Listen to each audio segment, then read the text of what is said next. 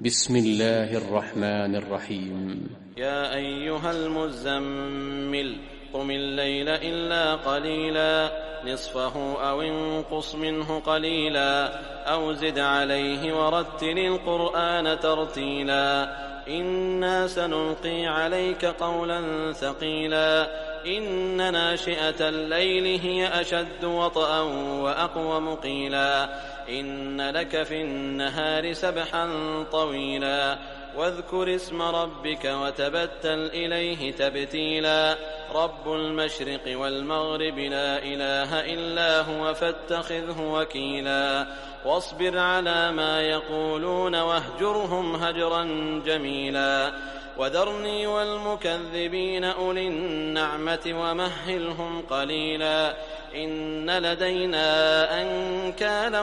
وجحيما وطعاما ذا غصة وعذابا أليما يوم ترجف الأرض والجبال وكانت الجبال كثيبا مهيلا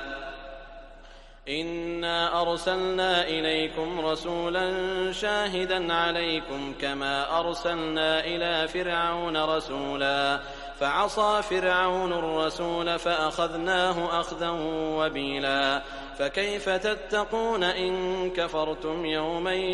يجعل الولدان شيبا السماء منفطر به كان وعده مفعولا إن هذه تذكرة فمن شاء اتخذ إلى ربه سبيلا إن ربك يعلم أنك تقوم أدنى من ثلثي الليل ونصفه وثلثه وطائفة من الذين معك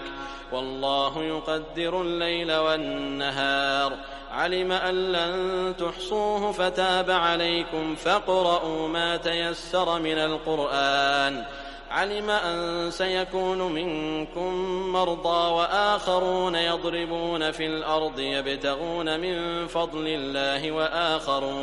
وآخرون يقاتلون في سبيل الله فاقرؤوا ما تيسر منه وأقيموا الصلاة وآتوا الزكاة وأقرضوا الله قرضا حسنا وما تقدموا لأنفسكم من خير تجدوه عند الله هو خيرا وأعظم أجرا واستغفروا الله إن الله غفور رحيم.